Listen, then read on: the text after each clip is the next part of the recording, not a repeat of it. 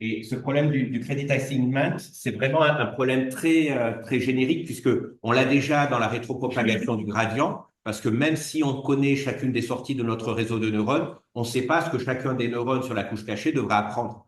D'accord? Personne ne le sait. Qu'est-ce qui a, entre guillemets, la bonne solution optimale? Mais ce qu'on sait, c'est que en rétropropageant une erreur de proche en proche, on est capable, et en jouant avec le hasard, il y a tout le temps le hasard qui est important dans nos stratégies. On est capable de converger vers quelque chose où notre système trouve un minimum local et on espère que la qualité de ce minimum local est bonne. Ça vous va? Voilà, donc ça, c'était le credit assignment qu'on avait dans le cas d'un apprentissage supervisé classique offline. Là, l'enjeu, c'est de se dire, je veux un apprentissage qui soit en ligne et je veux un apprentissage qui ressemblerait un petit peu à ce que nous, on peut vivre avec, on me donne une récompense, on me donne une punition. OK? Voilà. Donc, c'est de ça dont on va parler. Hop, ça, on s'en fout, je vais basculer là-dessus. Donc, l'idée, c'est que on a notre agent qui est dans son environnement. Il va récupérer des informations sensorielles, il va agir sur son environnement et il va avoir une information un petit peu spécifique qui est ce signal de renforcement. Donc, c'est vraiment la présence de ce signal de renforcement qui va nous communiquer quelque chose d'un peu particulier. Donc, signal de renforcement, et notamment l'une des difficultés que l'on va avoir, c'est que dans le cadre général de l'apprentissage par renforcement, ben, la récompense, on l'a à la fin de ce qu'on a fait. D'accord? On fait quelque chose et après on a la récompense. Ce qui fait que la récompense, elle n'arrive pas forcément au moment où on a fait l'action qui était critique. Donc il y a un credit assignment, mais qui est plus complexe que dans le cadre de l'apprentissage classique, de l'apprentissage supervisé, qui est que là, en fait, on doit donner le crédit à une séquence d'actions qui a été réalisée. Alors, ben pour commencer, il faut revenir en fait au conditionnement classique pour bien faire la distinction. Donc, le conditionnement classique, c'est le conditionnement pavlovien. Il est intéressant parce que si vous montrez en fait de la nourriture à un chien, il va se mettre à saliver. Et c'est un mécanisme réflexe, c'est-à-dire que ça correspond vraiment à une boucle courte qui dit, voilà, si ici j'ai de la nourriture, alors ici je vais saliver.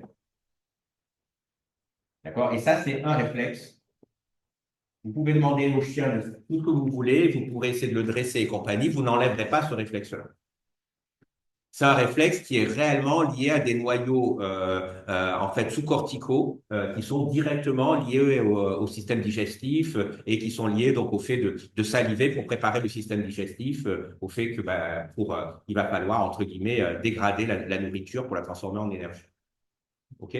Donc ça, c'est aussi pour pas vous faire oublier que on n'est pas là juste d'abord pour être intelligent, mais ce qui compte, c'est juste de pouvoir se nourrir et entre guillemets de survivre. Et c'est cette survie biologique en fait qui guide le fonctionnement vraiment de notre cerveau. Donc ça, mécanisme réflexe. Mais je vous ai parlé que bien évidemment, on a des mécanismes associatifs. Et ces mécanismes associatifs de plus haut niveau, ils peuvent être le fait que si j'ai un son, eh bien, je vais pouvoir conditionner ce son pour le fait de s'allumer. OK? Et ce qu'on montre, c'est qu'en utilisant donc, le LMS, que vous connaissez tous, eh bien, en fait, on a une solution qui explique vraiment très bien qu'est-ce qui se passe dans le cadre du conditionnement classique. C'est-à-dire qu'on dit, ah, OK, ça, c'est mon poids W. Ben, je vais pouvoir dire que la variation de mon poids W, ça sera 1 epsilon de la sortie qui était désirée, moins la sortie que j'ai obtenue, multipliée ici par mon entrée. Donc là, ici, dans notre cas, ça sera de dire que ça correspond. La sortie désirée, c'est le fait, il y a de la nourriture, donc j'aurais dû saliver, moins le fait de est-ce que j'ai salivé réellement ou pas, multiplié par est-ce que j'ai un son ou pas. Voilà, et là, je le mets en œuvre juste par rapport à ce que je suis en train de manipuler. Et ce que vous allez constater, c'est que chez l'animal, comme dans le cadre de notre modèle, il n'y aura vraiment pas de distinction entre les deux. Et bien, ce que vous allez constater, c'est que dans le temps, si on présente tout le temps la nourriture en même temps que le son, on va constater un apprentissage qui fera qu'au bout d'un certain temps, on aura notre animal qui va saliver comme si on lui présentait de la nourriture. Voilà. Mais évidemment, si vous voulez que ça se produise, il faut tout le temps présenter le son avant, par exemple, avant ou en même, enfin plutôt avant de présenter la lumière. Après, si pendant une longue période, vous arrêtez d'avoir le son, Eh bien, ce qui va se passer, c'est qu'au début, il va continuer à répondre, et puis en fait, il va commencer à oublier, et on va voir ce qu'on appelle une extinction. D'accord? Cette extinction, à un moment donné, il n'y aura plus de réponse. Ça ne prouvera pas que ça a été complètement désappris. Ça prouvera juste que, entre guillemets, on est passé en dessous du seuil en sortie de notre neurone. Okay, donc souvent, ce qui se passe, c'est que le temps pour réapprendre est beaucoup plus rapide que la première fois, parce que justement, en pratique, on reste juste sous un seuil qui est sous-liminaire. L'apprentissage va s'arrêter dès qu'on passe en dessous d'un seuil sous-liminaire. Ça vous va? Alors là, la chose qui est vraiment intéressante, c'est qu'en fait, ça signifie que d'un point de vue macroscopique, notre cerveau, lorsqu'il est face à un problème de conditionnement classique, eh bien, il fait comme s'il optimisait l'espérance au sens des moindres carrés d'un signal qui lui est, qui est associé, qui est devant moi. Ok, donc ça, c'est quand même assez sympathique de s'être rendu compte de ça, d'avoir à la fois, donc d'un côté, Rescorla et Wagner, donc, qui ont regardé ça d'un point de vue psycho, et en même temps, donc le Widroyov, qu'on regarde sur le côté traitement du signal. Ok? Alors, bien évidemment, qu'est-ce qui compte là-dedans? Le taux d'apprentissage, il conditionne beaucoup de choses. Ben, évidemment, le taux d'apprentissage va caractériser mon temps d'apprentissage, mais aussi mon temps de désapprentissage. Donc, si finalement, je n'ai pas envie de désapprendre, quand j'ai appris un conditionnement, si je suis capable de baisser mon taux d'apprentissage, bien dans ce cas-là, je ne désapprendrai pas. Et donc, dans ce cas-là, vous voyez qu'il y a une contrainte qui serait de dire, mais comment est-ce que je peux contrôler mon taux d'apprentissage? Voilà, qui est aussi mon taux de désapprentissage. Ou même de les rendre séparés parce que biologiquement, c'est pas la même chose de faire croître un point synaptique et de le faire baisser. Là, c'est notre théorie mathématique, c'est facile parce qu'on dit juste c'est un nombre et je peux additionner ou soustraire. Mais dans la biologie, les choses sont plus délicates que ça et notamment le fait de faire disparaître une synapse, ça obéit pas du tout aux mêmes lois que les lois pour les créer. Donc, ce qui permet d'ailleurs de maintenir des mémoires beaucoup plus longtemps. Et ça, c'est pareil, c'est une autre histoire. Ça dépend pas de ce coup. OK, ça c'est mon conditionnement classique. Premier exemple d'apprentissage. On est en domaine parfaitement connu pour vous. Ça va?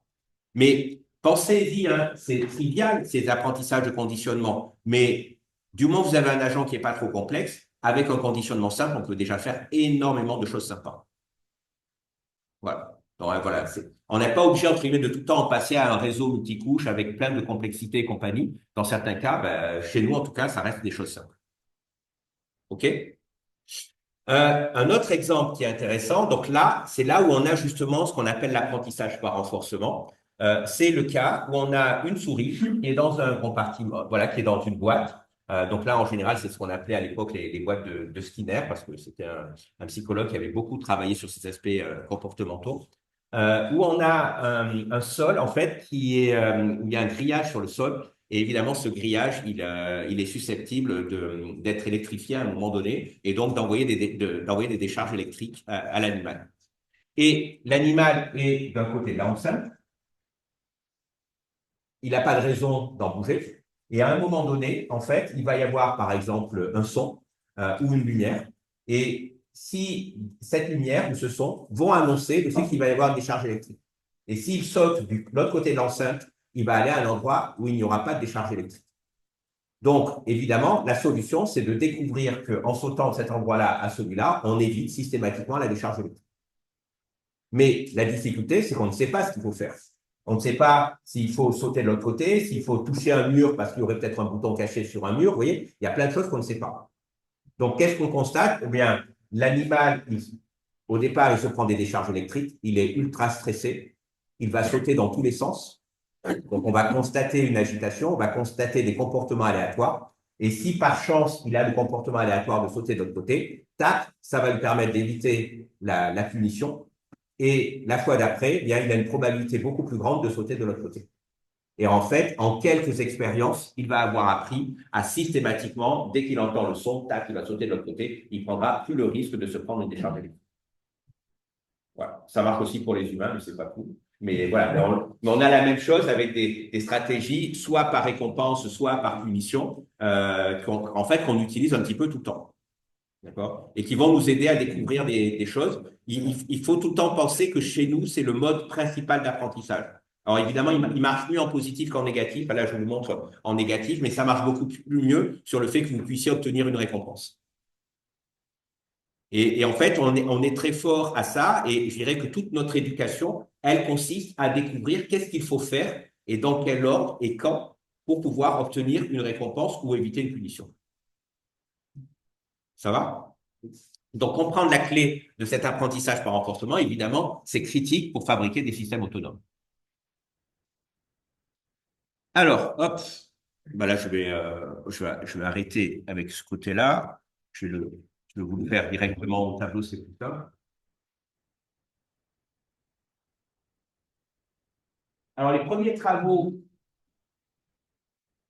que l'on a, enfin, les travaux sur l'apprentissage par renforcement remontent à très longtemps. Hein. Honnêtement, c'est pas tout jeune, c'est pas des trucs qui sont apparus maintenant. Dans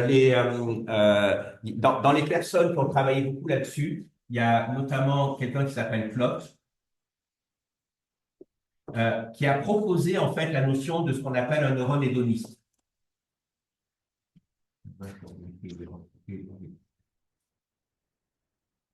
Donc, en fait, l'idée du neurone hédoniste, c'est de se dire qu'un neurone, il voudrait juste ce qui est bien pour lui et il voudrait maximiser son plaisir. Et donc, le neurone agirait en lui-même pour augmenter un signal de renforcement qu'il pourrait recevoir. Et toutes les stratégies d'apprentissage par renforcement sont basées là-dessus, en disant, pensez que dans votre réseau de neurones, d'accord, les réseaux de neurones, ils n'ont qu'une perception de eux-mêmes. Ils voient leurs entrées, ils ont une sortie qui est leur axone, et ils vont recevoir une neuromodulation à certains moments, qui peut être notamment de la dopamine, qui est pour faire du renforcement. Et dans ce cas-là, ben, si je reçois cette dopamine, est-ce que je vais renforcer des connexions? Mais le truc, c'est qu'il faut, dans ce cas-là, il faut explorer, il faut pouvoir tenter des choses. Et donc, il y a un aspect important qui est lié aussi à un niveau de bruit.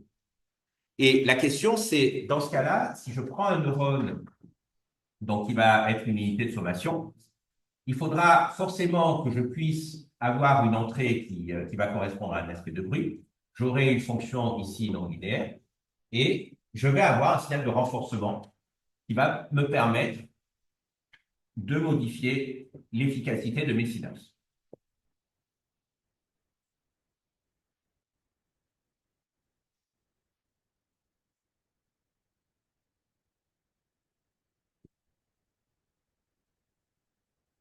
OK.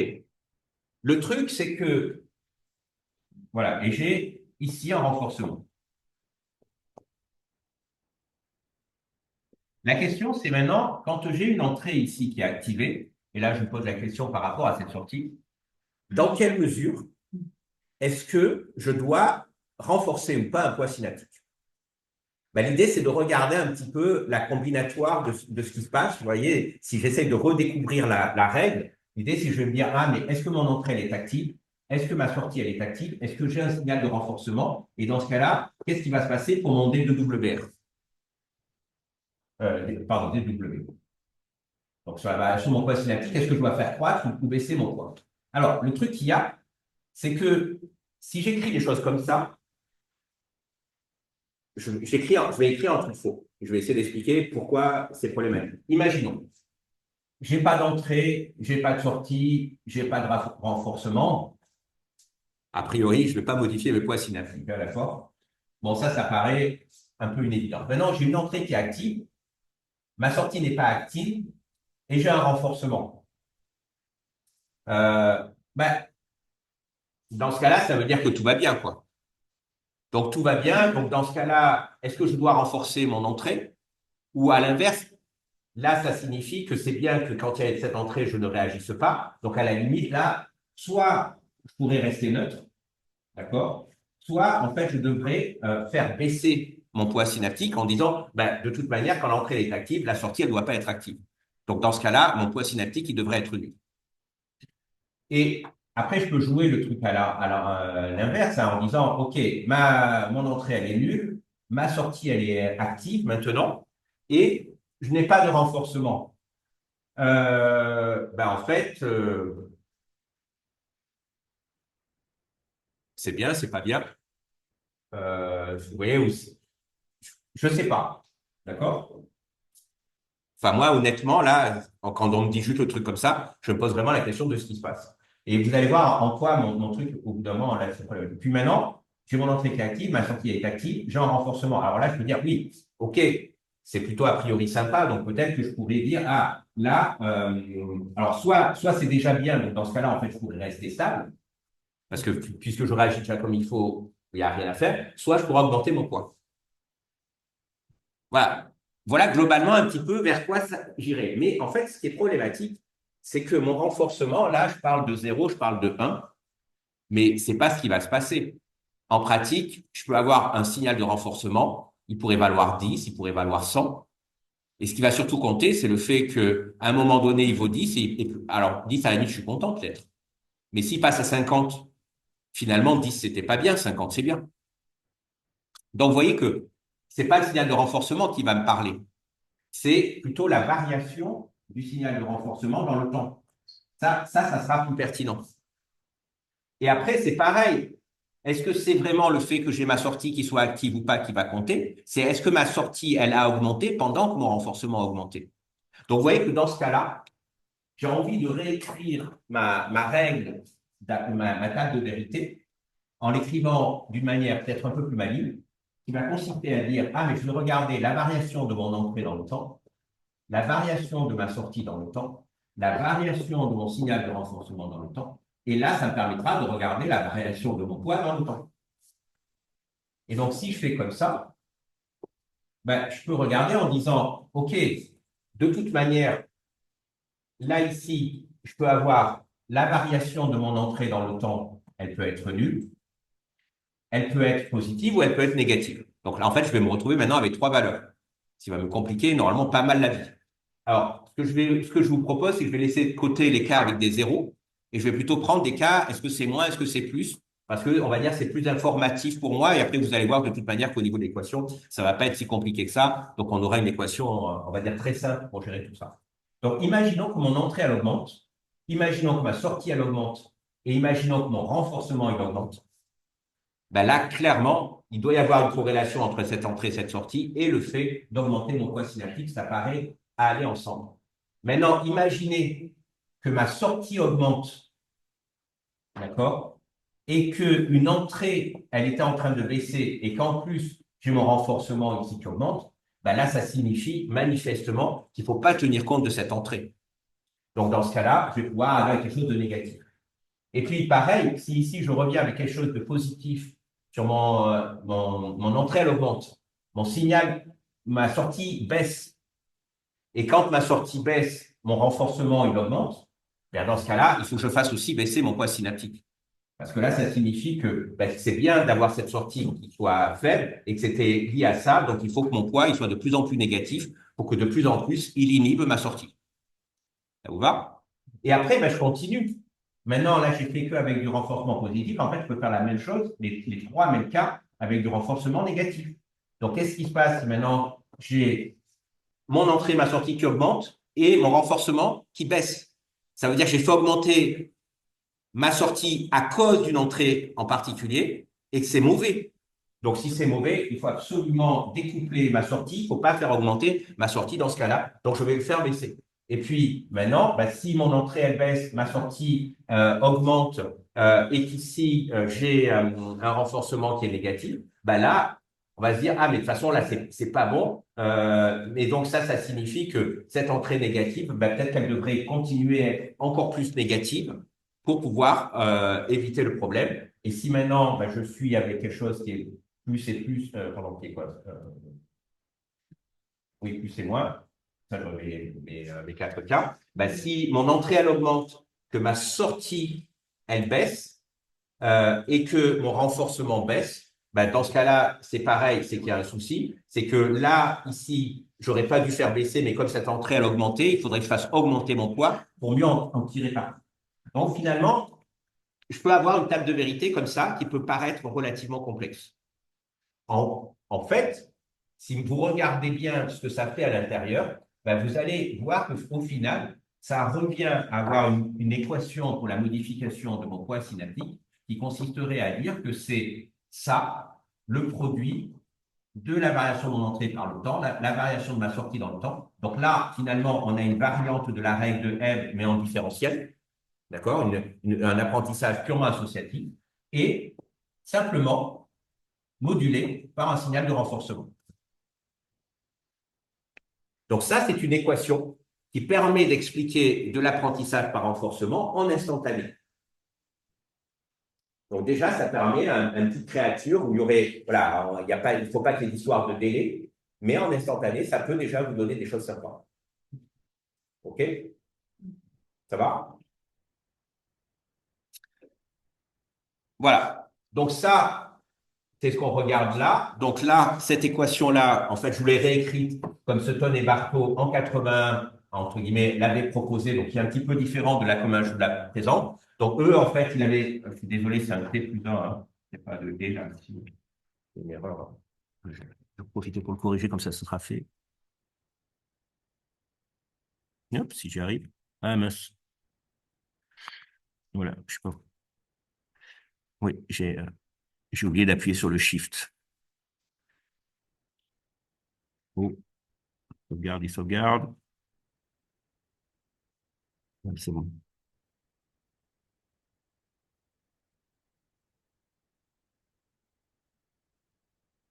Bah alors. Voilà. Donc, là maintenant c'est bon, j'ai monté plus un. Donc en fait, ça veut dire je vais avoir mon nouveau poids synaptique, c'est l'ancien poids synaptique, multiplié par quelque chose qui dépendra de la variation de ma sortie par rapport. Non, excusez-moi, c'est quoi qu'est-ce que j'avais ici? Les variables qui étaient utilisées, c'était quoi? Donc Z, ça doit être mon renforcement. Oui, c'est ça. Là, ici, c'était Z, c'est le renforcement. Donc là, vous voyez ici, ça va être la variation de la sortie par le fait que j'ai une entrée qui est active. Donc là, il n'a pas pris les variations du signal d'entrée, mais juste le signal en entrée. Donc là, ils ont pris mon entrée, la variation de la sortie dans le temps, et ici, la variation de mon renforcement dans le temps. Voilà. Et donc là, on se retrouve avec une équation qui est de ce type-là. Mais vous pouvez en avoir d'autres variantes où vous pouvez vous dire, ben, pourquoi pas celle que je vous ai proposée juste à côté. OK? Je n'ai pas compris. Le coefficient C. Ah, le coefficient C, donc ça, c'est le gain, en fait, de la modification de mes poids, c'est mon epsilon, c'est la même chose. Ça, c'était le, voilà. C'est bon? Donc ça, c'est cool pour faire des problèmes simples et je vais vous montrer un exemple de qu'est-ce qu'on peut faire là-dessus, donc notamment sur un comportement de navigation. Je vais vous montrer l'exemple.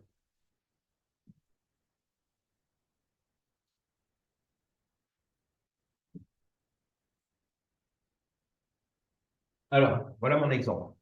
On suppose qu'on a un environnement dans lequel on a des landmarks, des objets visuels qui vont être le nord, l'est, le sud et l'ouest. Donc, vous imaginez, c'est des choses qu'on va vraiment pouvoir, que notre agent peut voir, OK? Et qui sont vraiment, voilà, positionnés comme étant des objets différents.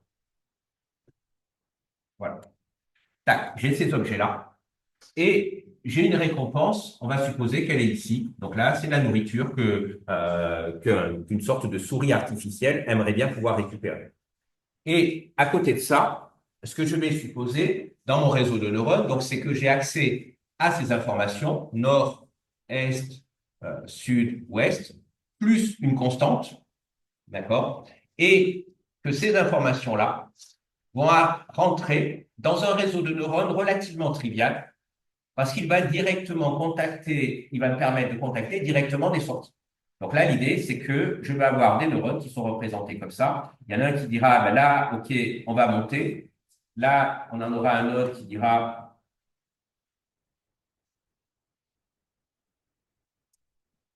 bien non, on va plutôt aller sur la droite, ou au contraire, on va aller vers le bas, ou encore,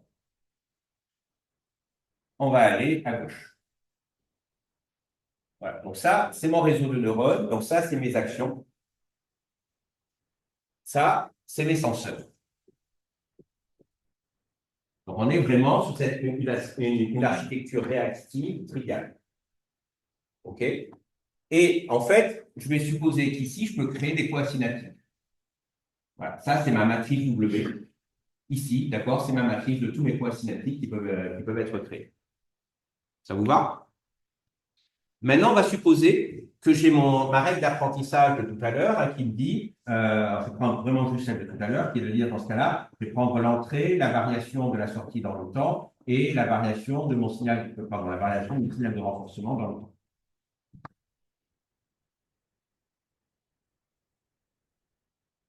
Voilà, et ça me fait ma variation de poids synaptique. OK?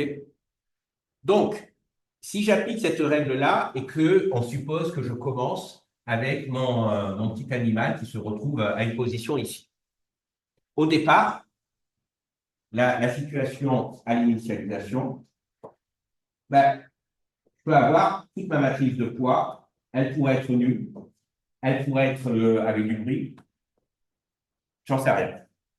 Donc moi, pour me simplifier la vie, je vais supposer que ça démarre complètement nul. Okay.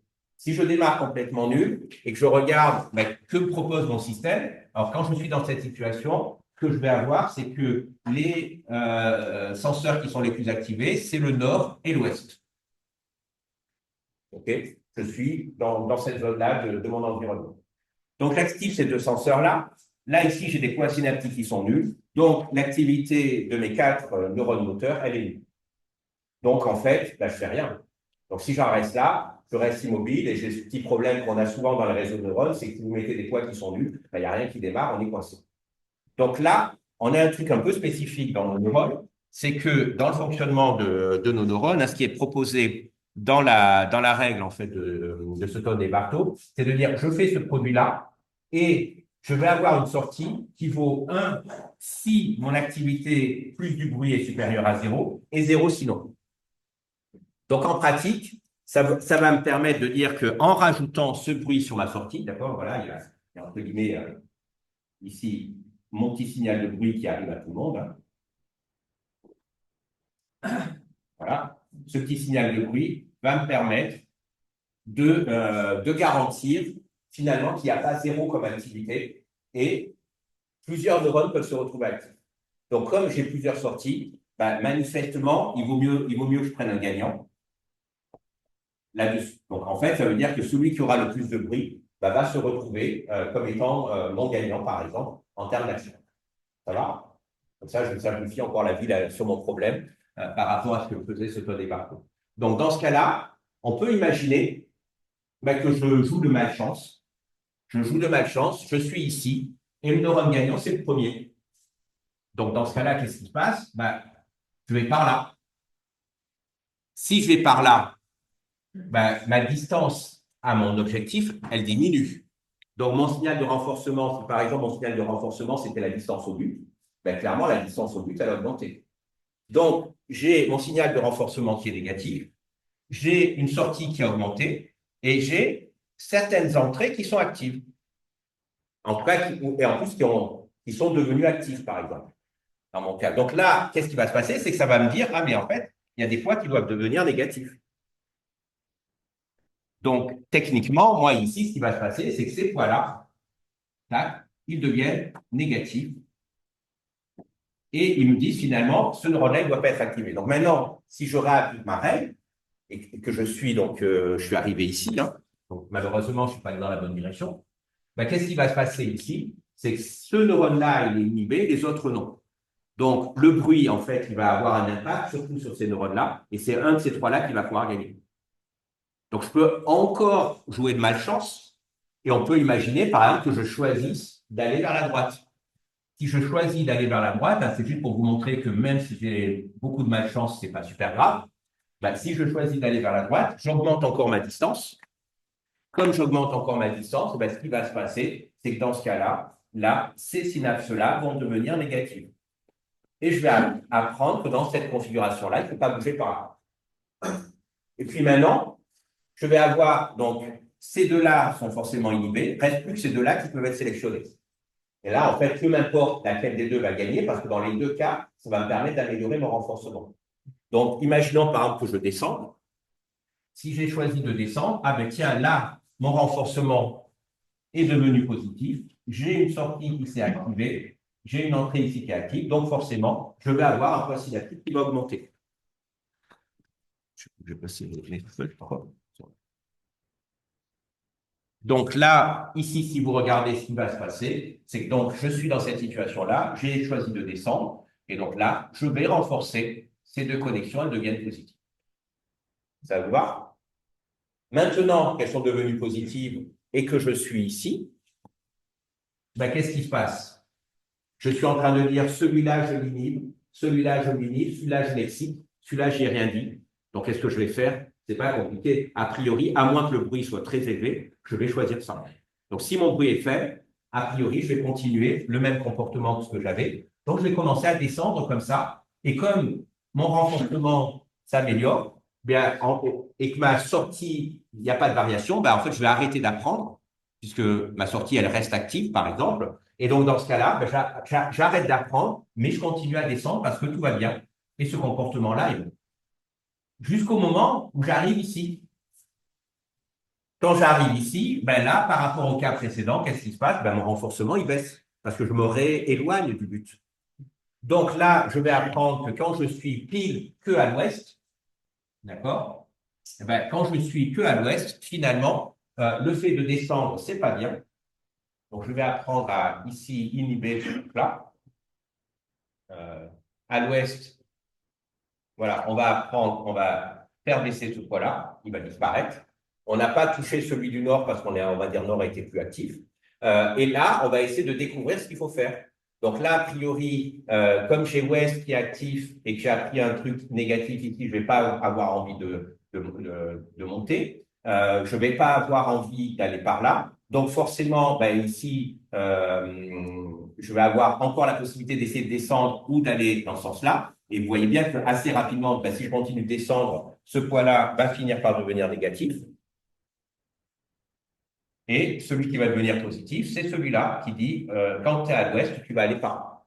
Donc là, maintenant, je vais me retrouver à avoir rapidement mon agent qui bascule sur le comportement où il va aller dans cette direction-là.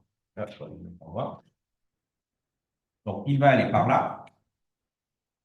Et évidemment, il va aller par là jusqu'au moment où il franchit cette frontière-là, où il se rééloigne. Et là, quand il se rééloigne, ben, à nouveau, il va chercher qu'est-ce qui est bon. Il peut vraiment se tromper jusqu'au moment où il va finir par avoir une des stratégies qui va viser à remonter. Et donc, vous comprenez bien que si je répète ça, tac, je vais finir par avoir un mouvement de ce type-là. Et donc, ce que mon système va finir par apprendre, au bout en fait d'un certain nombre d'explorations, c'est que ben, quand il est à l'ouest, il faut plutôt aller à gauche, que quand il est plutôt à l'est, ben, il vaudrait mieux plutôt aller dans ce sens-là, que quand il est au nord, ben, il vaudrait mieux plutôt descendre, donc ça il va le garder, et quand il est au sud, il vaudrait mieux plutôt monter. Voilà. Donc, il va finir par se retrouver avec une table de ce type-là, à la fois en excitation et en inhibition. Donc, vous pouvez après la compléter et vous voyez que mon système va être capable de fonctionner correctement. Ça va? Donc, ça c'est quand même cool, hein, parce que ça peut vous sauver la vie sur plein de problèmes d'apprentissage. Mais attention, quand même, on est tout le temps en train de parler. La récompense doit arriver à chaque instant. Donc, c'est pratique parce que là, finalement, je peux avoir cette mesure directement par rapport à quelle est ma récompense. Mais si je n'ai la récompense que parce que ben, j'arrive sur l'endroit où il y a la nourriture, mais que quand je suis loin, je n'ai pas d'information qui me donne l'intensité de mon erreur, ben, malheureusement, cet algo-là, il ne peut pas fonctionner. Ça vous va tous? Voilà. Donc, c'est un algo intéressant, mais qui ne résout pas tout. Alors, il a un côté quand même très intéressant, c'est qu'on peut se demander, mais à quoi sert ce neurone constant ici? Est-ce qu'il est utile? À votre avis?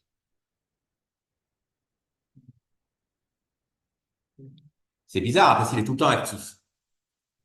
Est-ce qu'il aurait dans ce cas-là la moindre utilité? Alors, on est bien d'accord, là, dans ce cas-là, je dois prendre avec le fait que c'est pas la variation de mon entrée, et je vais regarder juste mon entrée, parce que c'est là, pour le coup, ça va être plus efficace.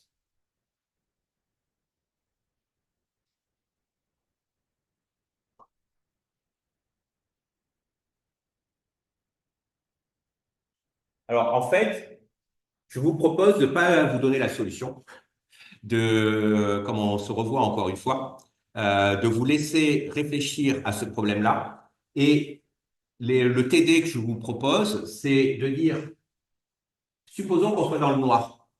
Je suis dans le noir, je n'ai donc plus de signal nord, est, sud, ouest. Je n'ai que cette constante-là en entrée. Est-ce que mon agent, il est toujours capable d'aller vers la récompense?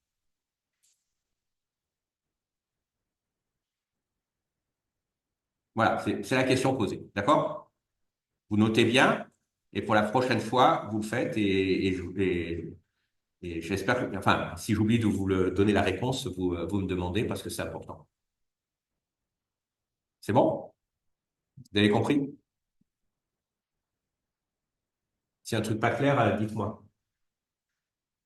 Non, c'est bon pour tout le monde? Voilà. Donc, il faut refaire exactement ce que je vous ai proposé avec cette règle-là, dans ce cas-là où finalement, on n'a que cette entrée constante. Donc, c'est finalement plus simple, mais ça va ressembler beaucoup à ce qu'on vient de voir. Sauf qu'évidemment, ben, comme on va jouer que avec ces poids qui sont ici, qu'en plus j'avais ignoré ici et j'ai eu tort, hein, parce que normalement j'aurais dû en tenir compte, eh bien, il faut regarder ce qui est en train de se passer. D'accord? Donc là, je l'avais complètement négligé, mais c'était, entre guillemets, une erreur. Et il faut qu'on regarde maintenant pourquoi c'était une erreur de l'avoir négligé.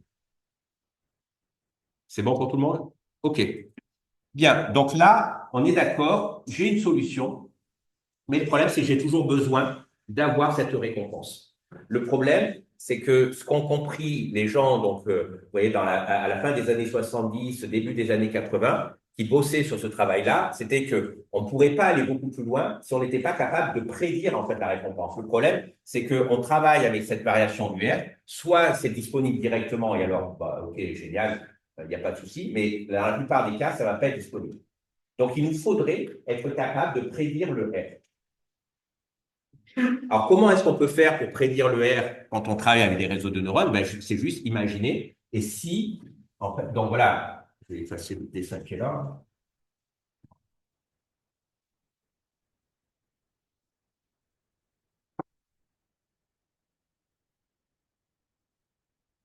Ben, pour prédire le R, finalement, l'idée, c'est qu'on va avoir peut-être des signaux. On peut imaginer qu'on a un neurone qui a un prédicteur linéaire qui essaye de prédire la valeur du R. Et vous avez le R vrai que vous allez utiliser, et vous pouvez utiliser un R qui soit une estimation. Et donc là, ben, vous avez voilà, un prédicteur vraiment très simple à un neurone qui peut faire le job et qui va faire une sorte de prédiction linéaire de ce qui est en train de se passer. Et qui va essayer d'anticiper un petit peu le renforcement de manière à pouvoir dire, en fonction de ce qui s'est passé, ben, qu'est-ce qui est le mieux à faire ou pas. Donc, toute l'idée, en fait, de l'apprentissage par renforcement, c'est de transposer la difficulté qui était au départ une difficulté d'apprentissage avec la récompense en disant, en fait, est-ce que je pourrais essayer d'estimer dans le temps comment va évoluer ma récompense et donc prédire si j'attends une meilleure récompense ou au contraire une récompense moins bonne en fonction des actions et des situations sensorielles dans lesquelles je suis.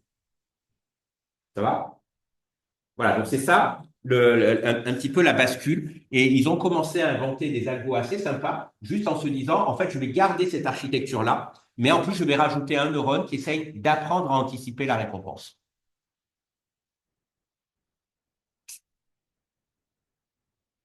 Hop, voilà. Alors là, juste pour terminer, pour que vous voyez bien un petit peu toutes les classes d'apprentissage qui existent, parce que là maintenant, en fait, au final, ben, vous allez connaître tous les modes d'apprentissage qu'on connaît en tout cas en psycho.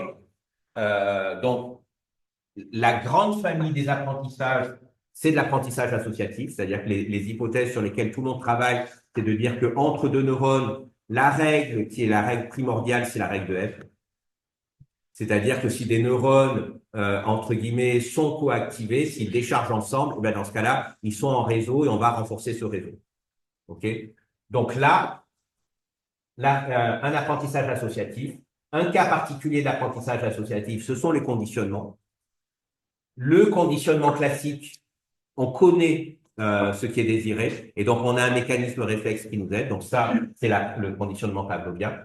Un conditionnement plus délicat, c'est ce qu'on appelle en psycho le conditionnement instrumental, qui, si en fait on a une récompense positive, est appelé de l'apprentissage par renforcement, et qui, dans le cas où la récompense est négative, ça serait de la punition, un apprentissage par punition. En pratique, nous, d'un point de vue modélisateur, on ne fait pas cette distinction entre récompense et punition. Pour nous, c'est juste du renforcement avec un renforcement positif ou négatif. C'est beaucoup plus simple. Voilà, on fait des maths, on a l'habitude des trucs positifs et négatifs, on va pas les dissocier. Mais c'est clair que d'un point de vue de la biologie, en tout cas, c'est pas du tout pareil, les choses sont pas symétriques. Voilà. Parce qu'en même temps, parce que comme je vous le disais avant, hein, c'est pas du tout la même chose de faire croître des synapses, de faire augmenter leur efficacité ou de la faire réduire. C'est-à-dire qu'une fois que les synapses, elles existent, elles existent. Voilà. Et les détruire, c'est une autre mécanique. OK. Là, juste un petit truc par rapport au problème de conditionnement, c'est qu'en fait, on ne sait pas forcément qui est conditionné par qui. Quand on est en train de faire jouer avec la mécanique du conditionnement. C'est vraiment quelque chose d'assez marrant d'ailleurs de voir dans quelle mesure nous aussi on peut se laisser conditionner par les systèmes qu'on essaye de conditionner. OK. Alors, voilà maintenant un exemple de quelle forme ça va se prendre. Et puis en fait, c'est ce que vous allez commencer à regarder cet après-midi dans le nouveau TP. L'idée, c'est que j'ai un problème, quel qu'il soit. Et on peut imaginer qu'à certains moments, je peux avoir des récompenses. Je peux avoir ici un endroit où il y a une grosse récompense qui peut être obtenue. D'autres endroits voilà, où il y a des valences qui peuvent être données en disant c'est bien, c'est pas bien, tel ou tel endroit. Et là, la question, c'est comment trouver la stratégie pour se balader dans cet environnement et obtenir la récompense. Vous voyez ici un exemple. Donc, c'est pas le même, c'est pour vous prendre un autre exemple, où là, on se dit, voilà, la récompense, elle est ici. J'aimerais, en fait, ça veut dire quoi d'avoir la politique optimale qui m'assurerait que, quelle que soit la case, je prends la bonne décision d'action. Vous voyez que si, sur ce problème-là, ben, en fait, j'utilise un algo du style Ford-Bellman ou autre, vous voyez là, ici, j'ai ma récompense et que j'imagine que tous mes poids synaptiques sur mon réseau valent 0,9, eh bien, donc là, vous imaginez, voilà, entre deux nœuds, on a un poids comme ça qui vaut 0,9. Donc, ça signifie que si lui s'active et que je rétropropage au précédent, ben, l'activité, elle vaut 0,9. Si ici, j'ai encore un poids qui vaut 0,9, ben, évidemment, ici, j'ai une activité qui vaut 0,81. Ça va? Voilà, simplement parce que je suis en train de propager comme ça. Et donc là, vous imaginez, quand j'ai ce réseau-là, ben, je peux évidemment imaginer que mon réseau, c'est juste un réseau qui dit, ah mais voilà, j'ai cette topologie-là, tous mes nœuds comme ça, ils sont connectés de cette manière-là. Voilà, ça marche? Donc ça c'est la topologie de mon réseau. Si j'ai cette topologie de réseau, on voit bien quand on utilise donc Dijkstra ou Ford-Bellman que finalement, si je m'amuse, alors je fais l'inverse un peu de Dijkstra, mais si je calcule en prenant ici cette activité et que je prends le max pour chacune de mes cases en fonction des chemins, ben, ça correspondra, l'endroit où il y aura la plus grosse activité, ça correspondra au chemin le plus intéressant. D'accord? C'est juste mon Dijkstra à l'envers, en fait. Hein. Au lieu de minimiser, je maximise. OK. Eh bien, dans ce cas-là, vous voyez qu'effectivement, donc là, j'ai 0,9, 0,8, 0,7, 0,6, 0,5, et ainsi de suite, et ça va baisser. Et je vais me retrouver sur quelque chose où quand si par mon point de départ, c'est ici, bah, de toute manière, je peux regarder ce qu'il y a de mieux dans les cases à côté de moi. Donc, forcément, ici, c'est mieux, donc 0,48. Là, 0,53 ou 0,53, bah, les deux se valent. Donc, à la limite, je peux prendre une branche ou l'autre, puis rien qui me permet de décider. Quand j'arrive ici, bah, là, pareil, je vais continuer de bouger dans cette direction-là. Quand j'arrive ici, 0,81, bah, on voit que c'est pas intéressant d'aller par là, il vaut mieux aller par là. Et là, c'est pareil, quand j'arrive ici, on voit que c'est pas intéressant d'aller par là. Parce que si je vais par là, je vais revenir à 0,53. Alors, si je vais ici, je vais avoir 0,66 et ainsi de suite. Et donc là, pareil, on voit ici, je pourrais avoir les deux cases qui sont pareilles, mais clairement, c'est pas intéressant d'aller par là, ce sera intéressant plus d'aller par là. Donc, on voit que finalement, si l'apprentissage a été fait, si je suis capable de rétropropager ma récompense partout comme il faut dans mon environnement, je peux imaginer que pour chaque case de mon environnement, je puisse apprendre finalement quelle est la valeur de la récompense attendue. Et si je connais la valeur de la récompense attendue, alors, dans ce cas-là, je suis capable d'avoir une politique optimale de fonctionnement simplement en considérant que j'utilise un algo bouton, que je vais juste là où c'est le plus intéressant. Ça va? Donc ça me dit effectivement, si je peux fabriquer ça, alors j'ai résolu mon problème. Et évidemment, nous, notre difficulté, c'est comment on va fabriquer les valeurs là-dedans.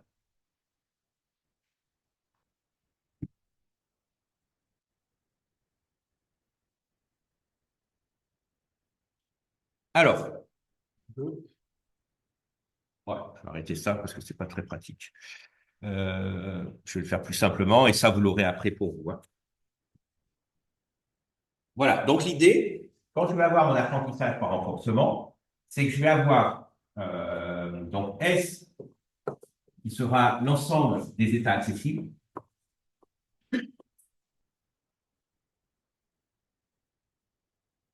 Je vais avoir A l'ensemble des actions possibles.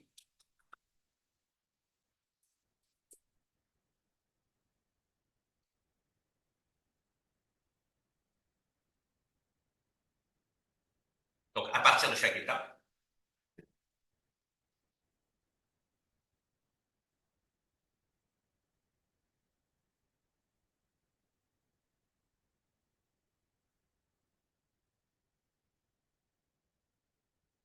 Et donc, en fait, je vais essayer de considérer le fait que quand je suis dans un état S, je vais faire une action A, ça va me permettre d'arriver dans un état S'. Donc ça, c'est ce qui va passer dans mon système en disant que mon S et mon S', ils appartiennent à l'ensemble de mes S et que mon A, il appartient à l'ensemble de mes actions. Donc ça, en chaque état, j'ai cette possibilité-là. Je vais avoir un signal de renforcement petit r.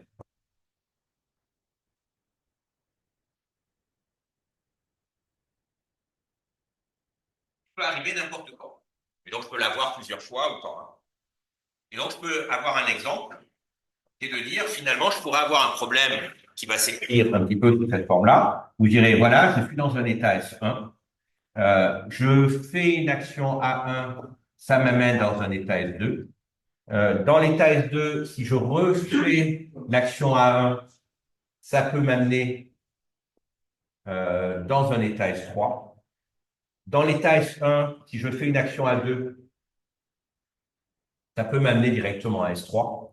Et puis, depuis S3, on peut imaginer qu'il n'y a rien, je ne peux rien faire de particulier, mais depuis S1, si je fais, par exemple, cette action A3, je peux directement me retrouver dans l'état S4, ou depuis l'état S2, je pourrais arriver sur l'état S4 en faisant une action A2. Donc, vous voyez, on peut avoir comme ça un système où, si on explore, il pourrait correspondre à un graphe de ce type-là, où on aurait des aspects état-action. Et ces états-actions décrivent finalement un ensemble de possibles.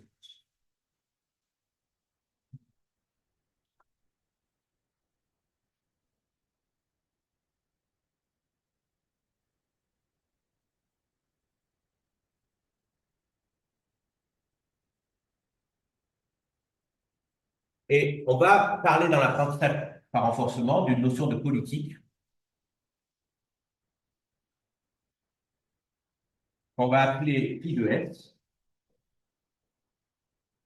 donc qui est une application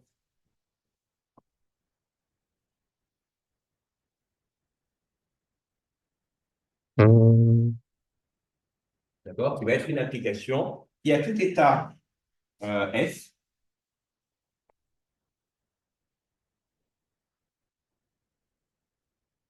va associer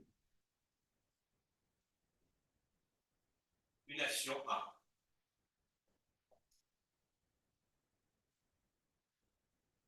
Et donc, en fait, on va avoir le fait que S va me permettre d'aller vers un état esprit en utilisant, en fait, une action A. Donc, si j'applique cette action A, je vais me retrouver avec cette chose-là. OK? Je vais faire avec une flèche ici, voilà. Juste comme ça, en disant, tac, ça va me permettre de faire cette chose-là. Et donc, mon but, c'est trouver une politique optimale.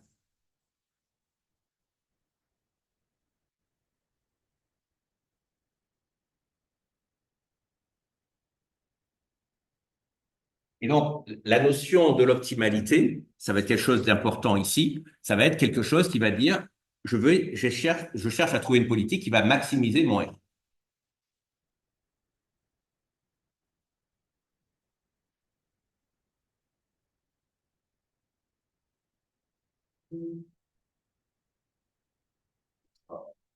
Voilà. Maximiser les critères qu'on va avoir. Le problème, c'est comment? Parce que ça va, là jusque-là, il y a rien de compliqué normalement. Donc là, ma difficulté, elle est, OK, je peux avoir plusieurs politiques. En fait, à chaque politique, je peux leur associer une note. Je peux associer une note globale qui dit, si j'ai fait ce type, si j'ai suivi cette politique-là, j'ai obtenu à la fin telle note. Si j'ai obtenu si j'ai fait telle autre politique, je vais obtenir une autre note. Le problème, c'est que, alors, si j'obtiens que la récompense à la fin, c'est facile, mais la difficulté, c'est qu'en général, je vais obtenir des R un peu tout le temps. Et le truc, c'est comment est-ce que je vais pouvoir dire, est-ce qu'une politique, elle est meilleure qu'une autre en fonction de ce qui s'est passé. Okay. Et là, on a un truc qui est pas trivial. C'est-à-dire que la manière la plus simple, on pourrait se dire, ah, mais OK, je peux avoir une manière de faire mon calcul qui est de dire, ben, alors déjà, comme les expériences, elles peuvent être plus ou moins longues, il faut que je sois capable finalement peut-être de moyenner mes récompenses. C'est-à-dire si vous imaginez bien que si mon expérience elle dure infiniment longtemps, je finirai par avoir beaucoup de récompenses. La somme des récompenses sera forte. Mais si elle a duré très longtemps, en moyenne, j'aurais peut-être eu très peu de récompenses. Donc ça sera moins bien qu'une expérience qui aura été courte, où la somme des récompenses sera plus faible, mais où elle aura été énormément plus courte. Et donc elle m'aura permis de vraiment maximiser ma récompense. Okay. Donc, l'idée, c'est qu'on va avoir donc, des critères qui vont, en général, travailler plutôt sur des aspects d'espérance plutôt que sur juste travailler sur une somme des valeurs. On va plutôt essayer de prendre la moyenne de la récompense.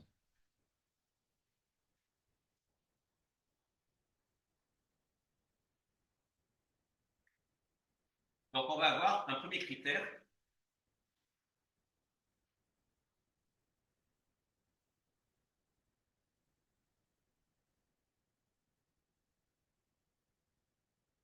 Un critère d'optimalité qui est à horizon fini.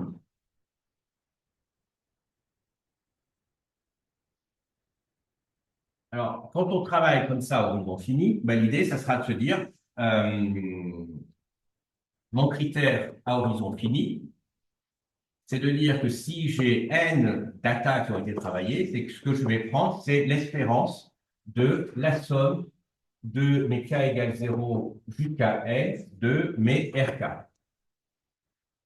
Et là, donc, je pourrais dire, ben, un système, il est meilleur si, en moyenne, j'ai plus de récompenses. OK? Alors, est-ce que c'est bien? Est-ce que c'est un bon critère en pratique de travailler sur cette moyenne des récompenses? Alors, quels peuvent être les soucis?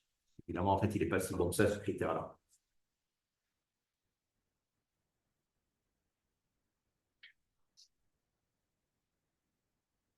Ben, imaginez. Donc là, en fait, on peut construire différentes situations. On peut regarder dans le temps quels sont les petits R que j'obtiens. On peut imaginer que mes R sont binaires. Hein. Voilà. Tac, c'est des petits spikes.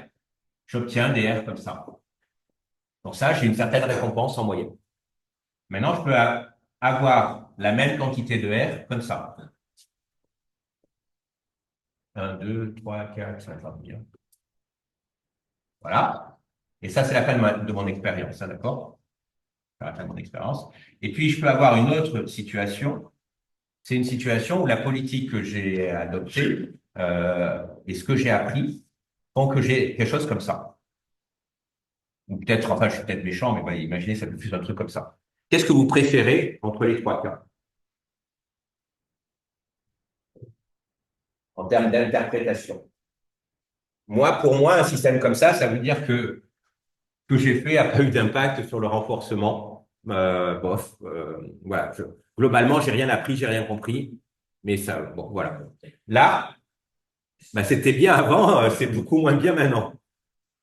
Donc là, c'est catastrophique ce que j'ai fait. j'avais beaucoup de récompenses et je suis passé à quelque chose où j'ai plus de récompenses. Là, à l'inverse, j'avais globalement pas de récompense et à la fin, je suis capable d'avoir tout le temps de la récompense. Donc moi, honnêtement, je vais préférer, en tout cas si c'est moi qui suis récompensé, je préférerais que mon comportement m'amène à cette situation